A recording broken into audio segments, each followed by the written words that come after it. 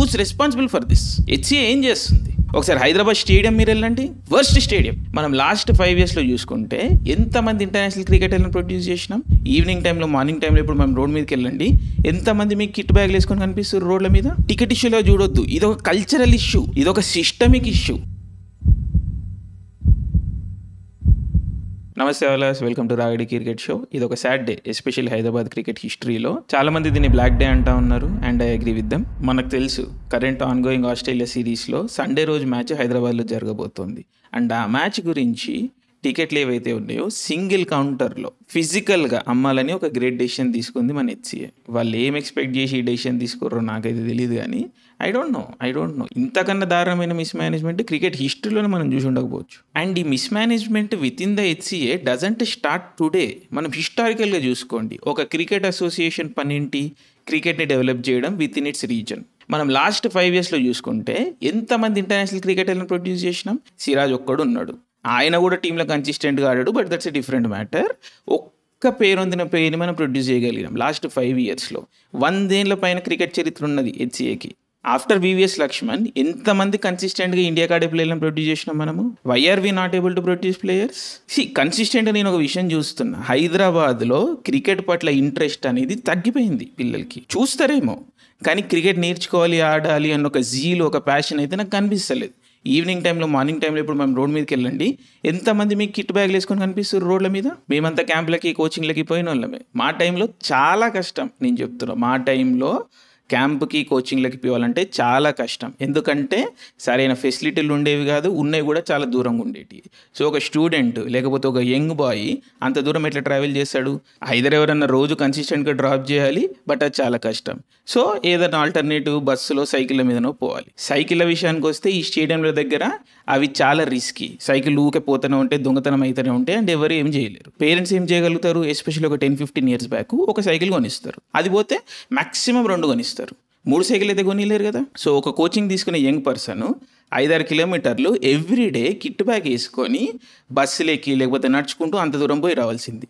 But ఆ టైంలో అంత కష్టంగా ఉన్నా కానీ పిల్లలు వెళ్ళేటోళ్ళు, మేము పోయినాం. అఫ్కోర్స్ చదువులు అవి అని చెప్పేసి లైఫ్ వేరే డైరెక్షన్కి వెళ్ళింది, కానీ నేను ఏం చెప్తాను అంటే మెయిన్గా ఆ టైంలో ఇంత కష్టం ఉన్నా కానీ నాకు సొసైటీలో ఎక్కువ మంది కనిపించేటోళ్ళు, మేము చూసినాం ఇవన్నీ.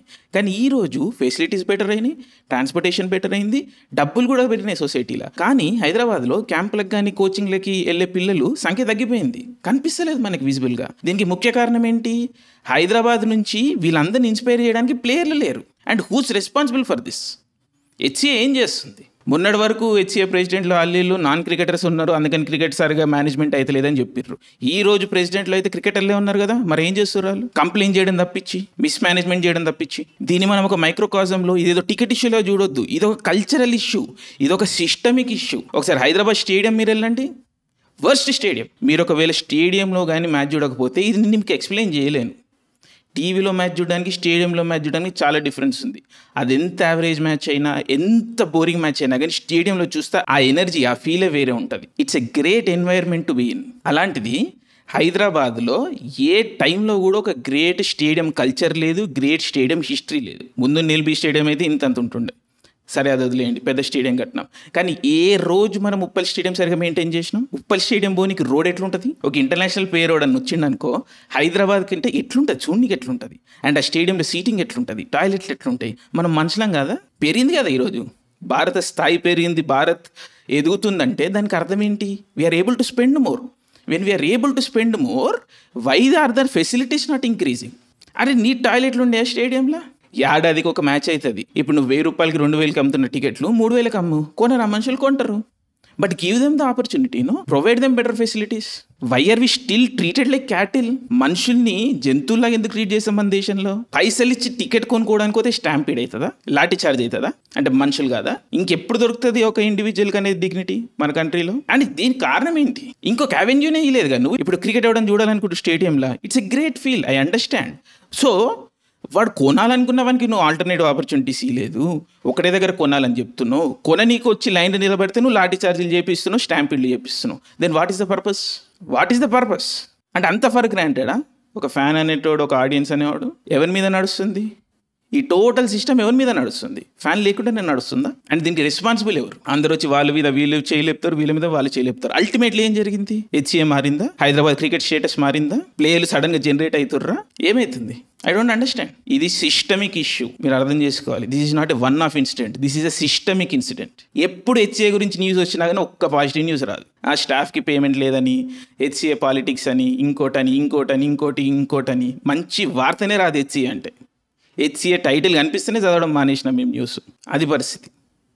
I don't know what can we do about this, but we need serious systemic structural changes. Otherwise, it can't go on like this. We need to inspire younger generation to come and join cricket. We need more viewership. And ఇది super సబ్బులు, impact సబ్బులు పెడితే రాదు. ఇది culture create చేస్తే వస్తుంది. మనుషులు feel కావాలి, అరే ఇది నా టీమ్, ఇది నా ప్లేస్, ఒక ప్రైడ్ క్రియేట్ చేయాలి. లాఠీ చార్జీలతోని, స్టాంపీడ్లతోని, మిస్మేనేజ్మెంట్లతో జరగదు. అది నాకు తెలియదు. ఇది I don't know when it will change and I don't know if it will change at all. But cricket అంటే ప్రేమ. ఐ డోంట్ నో, వదులుకోలేం కదా అది. As a Hyderabadi, I never felt proud to be a cricket fan in Hyderabad. ఎందుకంటే the system never let us be proud of the culture here. So ఇప్పుడు ఆస్కర్ అగడి సెక్షన్కి వస్తే యశస్వి మనని ఒక క్వశ్చన్ అడిగిండు. యాక్చువల్లీ 2 క్వశ్చన్స్ అడిగిండు. ఈ సెకండ్ క్వశ్చన్ మీద మనం ఫోకస్ చేద్దాం. T20స్లో 200 స్కోర్. సో ఇప్పుడు ఇండియా సక్సెస్ఫుల్గా 200 ఎప్పుడు చేంజ్ చేసిందని చూద్దాం. ఎందుకంటే 200 కొట్టడం ఒకటి, అండర్ ప్రెషర్ కొట్టడం ఒకటి కదా. So under pressure we'll see how many times India is change down 200 scores. So ఇప్పుడు మనం బ్రేక్ డౌన్ చేసుకుంటే 200 స్కోర్ అండ్ 5 బ్యాట్స్మెన్ అని తీసుకుందాం మనం. 5 బ్యాట్స్మెన్ అని ఎందుకు చెప్తున్నా కూడా మీకు లాస్ట్లో ఆన్సర్ చేస్తా. But let's look at 5 batsmen. So 5 batsmen, each batsmen 24 balls ఆడతారు. So 120 balls, right? సో దీంట్లో 4 బ్యాట్స్మెన్ మనం 150 స్ట్రైక్ రేట్ మెయింటైన్ చేయాలి at the very minimum. So 4 batsmen 150 strike rate maintain చేసినప్పుడు మన స్కోర్ 144. సో ఈ 4 ప్లేయర్స్ నుంచి మనం 144 ఎక్స్పెక్ట్ చేస్తున్నాం. మిగిలిందంతా 54 రన్స్. సో 24 of 54 అంటే 224 స్ట్రైక్ రేటు ఒక్క బ్యాట్స్మెన్ మెయింటైన్ చేయాలి. సో ఇక్కడ మనకు మెయిన్గా ఫోకస్ ఏంటి? ఒక్క బ్యాట్స్మెన్ అరౌండ్ 50 రన్స్ 220+ స్ట్రైక్ రేట్తో కొట్టాలి. సో ఇప్పుడు మనం పాస్ట్లో జరిగిన సక్సెస్ఫుల్ 200 చేంజెస్కి వెళ్తే 2009 ఇండియా వర్సెస్ శ్రీలంక 211 టార్గెట్. ఇక్కడ మన యువరాజ్ సింగ్ 60 of 25 కొట్టిండు, 240 strike rate. So match done. అక్కడ ఏదైతే జరగాలో అక్కడ జరిగిపోయింది. ఇప్పుడు సెకండ్ ఇన్స్టెన్స్కి వెళ్దాం. 2019 ఇండియా వర్సెస్ వెస్టిండీస్. ఇక్కడ మన టార్గెట్ 207. విరాట్ కోహ్లీ 94 of 50 కొట్టిండు, 188. ఇది ఒక్క స్కోరే ఉండుంటే మనం ఓడిపోతాం match. It's not sufficient. 94 of 50 looks good on paper, but it's not sufficient. So దీన్ని ఎవరు కవర్ చేసిండు? ఈ గ్యాప్ని ఎవరు కవర్ చేసిర్రు? Rishabh Pant 18 of 9, 200 strike rate. So ఆ 188 స్ట్రైక్ రేట్ ఏదైతే విరాట్ కోహ్లీది ఉందో దాన్ని కాంప్లిమెంట్ ఎవరు చేసిర్రు? రిషబ్ పంత్ కాంప్లిమెంట్ చేసిండు. సో ఇంకో ఎగ్జాంపుల్ తీసుకుందాం మనం. 2020 న్యూజిలాండ్తో 204 టార్గెట్. ఇక్కడ ఇద్దరు బ్యాట్స్మెన్లు మనకి 200 స్ట్రైక్ రేట్ మెయింటైన్ చేశారు. KL Rahul 56 of 27 and Shreyas 58 of 29. మిగిలిన బ్యాట్స్మెన్లు పెద్దగా పర్ఫామ్ చేయలేదు, కానీ వాళ్ళ గ్యాప్ని ఈ ఇద్దరు బ్యాట్స్మెన్లు ఫుల్ఫిల్ చేశారు. సో ఇప్పుడు మనం ఇంకో 2 200 చేంజెస్ చూసుకుందాము. 2016లో ఆస్ట్రేలియా ఇండియా సెకండ్ ఇన్నింగ్స్లో 200 కొట్టింది, మ్యాచ్ గెలిచినాం. ఇక్కడ రైనా 49 of 25 చేసిండు, 196 స్ట్రైక్ రేట్. కానీ ఇట్స్ నాట్ సఫిషియంట్. దీన్ని ఇక్కడ మళ్ళీ ధవన్ కవర్ చేసిండు, 26 of 9, 288 స్ట్రైక్ రేట్. అండ్ మనం ఇప్పుడు ఇంకో మ్యాచ్ చూసుకుంటే 2018లో ఇంగ్లాండ్ 201 కొట్టింది ఇండియా. రోహిత్ ఇక్కడ 100 of 56 కొట్టిండు. 100 of 56 on paper sounds good, but the strike rate is word 178. ఇదే ఉంటే మనం మ్యాచ్ ఓడిపోయేటోళ్ళం. దీన్ని ఎవరు కవర్ చేసిర్రు? వచ్చి Hardik 33 of 14, 235 strike rate. So 200 అన్న స్కోర్ని ఈ విధంగా స్ట్రక్చర్ చేయాలి, ఎస్పెషల్లీ చేజెస్లో. అండ్ ఇందాక చెప్పినట్టు 5 బ్యాట్స్మెన్ ఎందుకు తీసుకున్నా అంటే, ఇండియా ఈ అన్ని సక్సెస్ఫుల్ చేజెస్లో ఎన్ని వికెట్లు కోల్పోయిందో మనం చూద్దాం. ఫస్ట్ మ్యాచ్లో 4 వికెట్లు, సెకండ్ మ్యాచ్లో 4 వికెట్లు, థర్డ్ మ్యాచ్లో 4 వికెట్లు, ఫోర్త్ మ్యాచ్లో 3 వికెట్లు, లాస్ట్ మ్యాచ్లో 3 వికెట్లు. 4 కంటే ఎక్కువ వికెట్స్ మనం ఎప్పుడూ కోల్పోలేదు.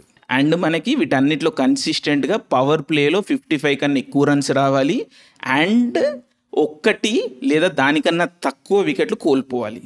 This is a recipe of scoring 200 runs.